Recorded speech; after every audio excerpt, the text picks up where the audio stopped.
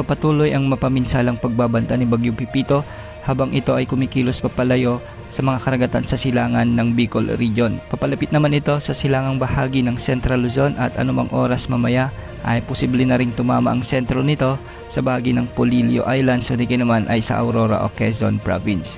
Huling namata ng sentro ni Bagyong Pipito sa layong 85 kilometers northeast ng Dait, Camarines Norte. Taglay pa rin ang lakas ng hangin na umaabot sa 185 kilometers per hour malapit sa gitna at pagbugsong umaabot sa 255 kilometers per hour.